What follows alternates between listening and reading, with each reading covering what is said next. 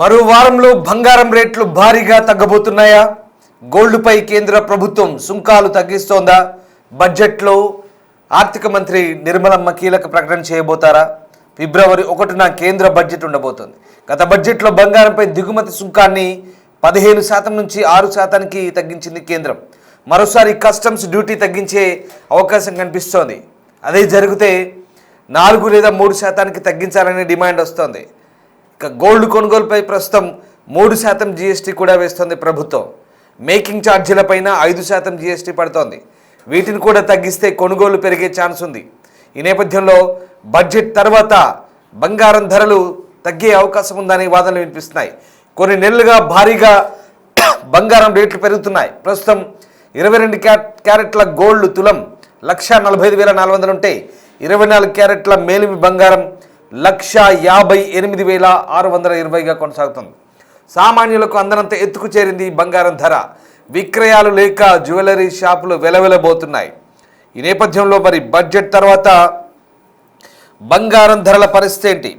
ఆకాశాన్ని అంటుతున్న పసిడి ధరలు బడ్జెట్ తర్వాత తగ్గుతాయా, పెరుగుతాయా? భారతదేశంలో బంగారం అంటే కేవలం ఒక లోహం మాత్రమే కాదు, అది ప్రతి కుటుంబం యొక్క ఆర్థిక భరోసా, అలాగే ఒక సామాజిక హోదాకు చిహ్నం.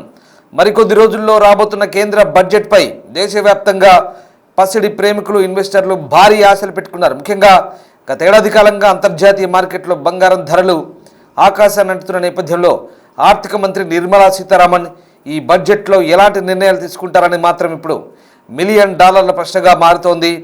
ఈ నేపథ్యంలో ప్రస్తుతం బంగారం ధరల గురించి ఒక ఆసక్తికర చర్చ అయితే సాగుతోంది.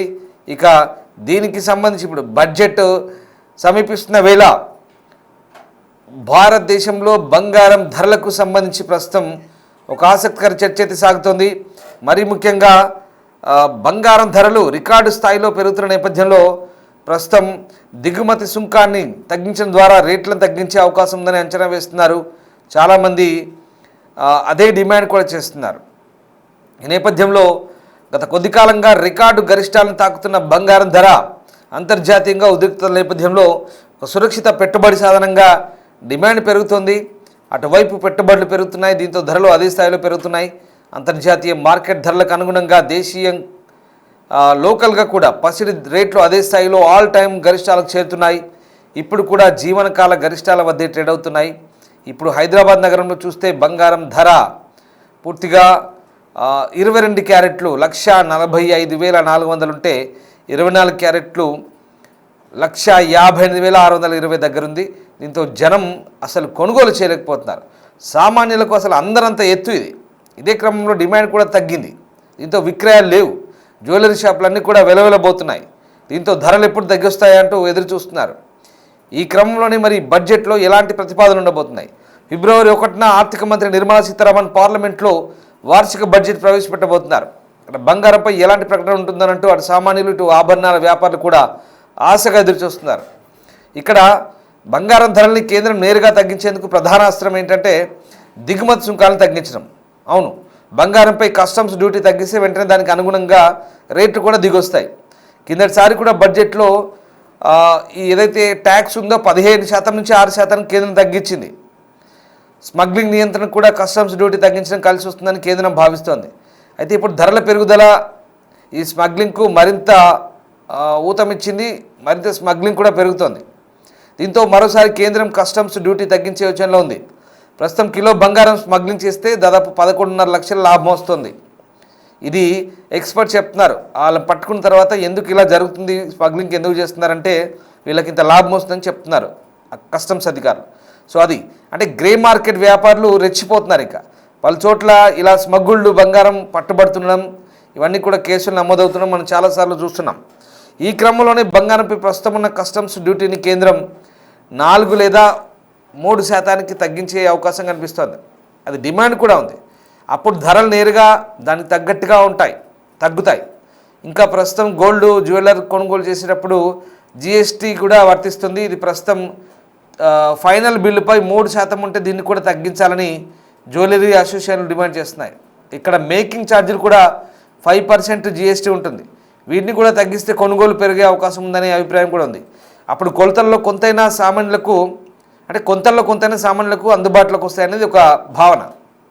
ప్రస్తుతం బంగారం వినియోగం విషయంలో భారత్ చైనాతో కలిసి ముందు వరుసలో ఉంటుంది. ఎందుకంటే ఇక్కడ మనకు కొన్ని అంచనాలు ఉన్నాయి, కొంతమంది ఎక్స్పర్ట్స్ చెప్తున్నారు, కొన్ని సంస్థలు ఉన్నాయి. ఇప్పుడు మోర్గాన్ స్టాన్లీ ఇట్లాంటి సంస్థలు ఏం చెప్తున్నారంటే వాటి అంచనాల ప్రకారం భారతీయుల దగ్గర ఇప్పటివరకు ఇళ్లలో సుమారు 34,600 టన్నుల బంగారం ఉందట. అంటే ఊహించుకోండి ఎన్ని కిలోల బంగారం ఉందో మన ఇళ్లలో. 34,600 టన్నులు బంగారం అంటే ఎంత బంగారం ఉందో ఒక్కసారి ఊహించుకోండి. భారతదేశం అంతా కూడా అందరి ఇళ్లలో ఇంత బంగారం ఉందట ఆభరణాల రూపంలో. దీని విలువ దాదాపు $4 ట్రిలియన్ పైగానే ఉంటుందట. అసలు ఆ లెక్క ఊహకంతుందా? $4 ట్రిలియన్ అంటే ఎన్ని వేల కోట్లు, ఎన్ని లక్షల కోట్లు. అది అంటే మన ఇండియన్ కరెన్సీలో చూసేది 360 లక్షల కోట్లు. ఎంత భారీ అమౌంట్ ఒకసారి చూడండి, కళ్ళు చెదిరే అమౌంట్ అది. 360 లక్షల కోట్లు అంటే మన భారతీయుల ఇళ్లల్లో, మనందరి ఇళ్లల్లో, అన్ని రాష్ట్రాల్లో కలిపి 360 లక్షల కోట్ల బంగారం ఉందన్నమాట. సో అంటే దాదాపు భారత జీడిపితో సమానంగా ఉంది ఇదంతా కూడా. So America, Germany, Italy, France, Russia, China కేంద్ర బ్యాంకులన్నిటి దగ్గర ఉన్న మొత్తం బంగారం నిల్వ కంటే కూడా ఇది ఎక్కువ. ఇక భారతదేశ జనాభా ప్రస్తుతం 140 కోట్లకు పైగా ఉంది. సో మొత్తం 34,600 టన్నుల బంగారంతో చూస్తే సగటున భారతీయులు ఒక్కొక్క దగ్గర 25 గ్రాముల బంగారం ఉన్నట్లు లెక్క. మరి అందరి దగ్గర నిజంగా 25 గ్రాములు ఉందా అంటే దాని అర్థం కొందరి దగ్గర కిలోల కమాన్ ఉండొచ్చు, కొందరి దగ్గర మొత్తానికి లేకపోయి ఉండొచ్చు. కానీ ఓవరాల్గా అంచనా వేస్తే సగటున ఒక్కొక్కరు డివైడ్ చేస్తే ప్రతి ఒక్క పర్సన్కి 25 గ్రాములు అంటే దాదాపు 2 తులాలన్నర ఉండాలి ఒక్కొక్కరి దగ్గర ఈ లెక్కన. కానీ అంటే మొత్తం ఒక్కరి దగ్గరే నిజంగా అందరి దగ్గర 2.5 తులాలు ఉందా ప్రతి ఒక్కరి పేరు మీద అంటే అట్లని కాదు. దాని అర్థం అంటే ఒక్కొక్కరి ఇంట్లో ఒకరి దగ్గర కిలో బంగారం ఉండొచ్చు, ఒకరి దగ్గర ఒక అరకిలో ఉండొచ్చు, ఒకరి ఇంట్లో అందరి ఒంటి మీద నగలు ఉండొచ్చు, ఒకరింట్లో లేకపోయి ఉండొచ్చు. కానీ యావరేజ్ లెక్క ప్రకారం చూస్తే ఈ లెక్కన ప్రతి ఒక్కరికి 2.5 తులాల చొప్పున ఉండాలి. అంటే మరి ఇప్పుడు అప్పులు కూడా అంతే. ఇన్ని లక్షల కోట్ల అప్పు ఉందంటే ఒక్కొక్కరి పేరు మీద ఇంత అప్పు ఉంది అంటాం కదా. సో ఇది కూడా అంతే. ఆ లెక్క ప్రకారం ప్రస్తుతం ఈ కొన్ని సంస్థలు చెప్తున్న లెక్క ఇది. సో ప్రస్తుతం మార్కెట్ ధర ఒక్కొక్కరి దగ్గర సగటున 2,70,000 నుంచి 3.5 లక్షల వరకు ఉంటుందని చెప్తున్నారు. ఈ క్రమంలోనే భారత్లో బంగారానికి డిమాండ్ దృష్ట్యా దీనిపై బడ్జెట్లో దిగుమతి సుంకం తగ్గించాలనే డిమాండ్లు అయితే వినిపిస్తున్నాయి. సో ఈ నేపథ్యంలో ఇంకా ధరలు భారీ స్థాయిలో పెరగడం వల్ల ఏడాది బంగారం విక్రయాలు దాదాపుగా 20% వరకు తగ్గే ఛాన్స్ ఉన్న నేపథ్యంలో ఇక్కడ సుంకం తగ్గించినా అది కొంతవరకు తాత్కాలిక ఉపశమనం మాత్రమే కలగబోతోంది. అంతర్జాతీయంగా ఉద్రిక్తతలు తగ్గి ధరలు స్థిరపడితేనే దేశంగా ధరలు తగ్గుతాయని మరికొంతమంది విశ్లేషకులు అంటున్నారు. ఏదేమైనా కేంద్ర ప్రభుత్వం ఇక్కడ మనం ఇందాక చెప్పుకున్నాం, బంగారం అనేది భారతదేశంలో ఒక మెటల్ కాదు, ఒక లోహం కాదు, ఒక ఎమోషన్, ఒక సామాజిక హోదా. ఖచ్చితంగా అది మన ఇళ్లలో ఉండాల్సిందే. పెళ్ళిళ్ళకైనా లేదా ఇతరత్ర శుభకార్యాలకైనా బంగారం అనేది మనకు అదొక ప్రామాణికంగా మనం ఒక సామాజిక హోదాగా భావిస్తాం వాటిని గిఫ్ట్లు ఇవ్వడంలో. సో ఇది అంటే ఇక్కడ బంగారం రేట్లు కేంద్ర ప్రభుత్వం ఈ ఎక్సైజ్ డ్యూటీ తగ్గించినంత మాత్రాన బాగా తగ్గుతాయంటే దాని అర్థం అది కాదు. కొంతవరకు తగ్గుతాయి. ఎప్పుడు తగ్గుతాయి? ఇంటర్నేషనల్గా ఆ గొడవలు, ఈ వెనిజులా, అమెరికా గొడవలు లేదా ఇరాన్ గొడవలు, ముఖ్యంగా ఇట్లాంటి అంతర్జాతీయ పరిణామాలు కొన్ని గొడవలు ఉన్నాయి. కేవలం ఆ కొన్ని గొడవలు మాత్రమే కాదు, ఓవరాల్గా అంతర్జాతీయ పరిణామాలన్నీ కూడా ఎప్పుడైతే ఆ టెన్షన్స్ తగ్గుతాయో, అమెరికా రష్యా వ్యవహారం కానీ ఇవన్నీ కూడా చమురు వ్యవహారాలు కానీ తగ్గినప్పుడు ఇప్పుడు ఏం జరుగుతుందో అలా ఉన్నప్పుడు బంగారం సురక్షితం అంటూ పెట్టుబడి దాని మీద పెడుతున్నారు. సో దాంతో అడ్డగోలుగా రేట్లు పెరుగుతున్నాయి. వెండి కూడా అంతే, అడ్డగోలుగా చైనా వాళ్ళు బ్యాకప్ చేసుకుంటున్నారు వెండి అంతా కూడా. దీంతో అసలు వెండి ఎవరైనా ఊహించామా? వెండి రేట్ ఎలా ఉంది గత సంవత్సరానికి ఈ సంవత్సరానికి ఒక్కసారి మీరు ఆలోచించుకోండి, కంపారిజన్ చేసుకోండి. అందరంత ఎత్తుకు వెళ్ళిపోయింది. వెండి రేటు 3 లక్షల కిలో దాటిందంటే ఎంత భారీగా రేటు పెరిగిపోయిందో ఒకసారి ఊహించుకోండి. సో బంగారం, వెండి, ఈవెన్ కాపర్, రాగి కూడా పెరుగుతుంది ఇవాళ రేపు. రాగి పరిస్థితి కూడా అంతే, రాగి కూడా అడగోలుగా రేటు పెరుగుతుంది. 35-40% దాకా రేటు పెరిగింది రాగి. ఇది పరిస్థితి. అంటే లోహాలకు వాటి మీద పెట్టుబడి పెడితే సురక్షితంగా ఉంటుందంటూ అంతర్జాతీయంగా వస్తున్నటువంటి ఈ అంచనాల ప్రకారం రేట్లు పెరుగుతున్నాయి.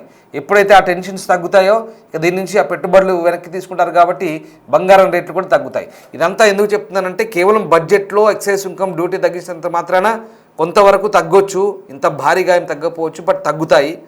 కానీ ఇంటర్నేషనల్గా ఔన్స్ బంగారం ధరలు అంతర్జాతీయ మార్కెట్లో తగ్గినప్పుడే అక్కడ ధరలు పడిపోయినప్పుడు ఇక్కడ ధరలు ఖచ్చితంగా ఇంకా అందుబాటులోకి వస్తాయి.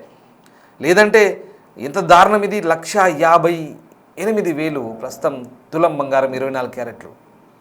అసలు ఎవరు ఊహించుండరు. వెండి మాత్రం మరీ అసలు ఎంత ఎత్తుకు ఎదిగిందంటే వెండి ధరలు అమాంతం పెరిగిపోయాయి. ప్రస్తుతం కొనాలంటేనే ఒక రకంగా భయపడుతున్నారు. జ్యువెలరీ షాపుల్లో ఎవరు గిరాకీ లేక వెలవెలబోతున్నాయి, కొనడానికి వెనకాడుతున్నారు. ఇక సామాన్యుల పరిస్థితి ఇంకా చెప్పనక్కర్లేదు. తులం బంగారం కొనాలన్నా ఒకప్పుడు ఏదైనా ఫంక్షన్లో అది ఇదైతే ఒక తులం బంగారం పెట్టాలన్నా ఉన్న వాళ్ళైనా లేని వాళ్ళైనా అటో ఇటో డబ్బు సర్దుబాటు చేసుకొని 30,000 40,000 ఉంటే 50,000 లోపున్నా కూడా బంగారం కొని పెట్టేవాళ్ళు. ఇప్పుడు ఆ పరిస్థితి లేదు, 3 ఇంతలు పెరిగింది. ఒక పెట్టుబడి సాధనం. సో ఆ రేట్లు తగ్గాలంటే కేంద్ర ప్రభుత్వం కూడా ఈ ఎక్సైజ్ డ్యూటీలు తగ్గించాలి. ఇది కూడా మంచి పరిణామమే. దీంతో కొంత రేట్లు తగ్గుతాయి. అండ్ ఇంటర్నేషనల్గా ఉన్నటువంటి సిచ్యువేషన్స్ కొంచెం చల్లబడితే బంగారం రేట్లు, ఔన్స్ బంగారం అంతర్జాతీయ మార్కెట్లో తగ్గితే మనకు కూడా ఇంకా ధరలు దిగొచ్చే అవకాశం ఉంది. Thank you.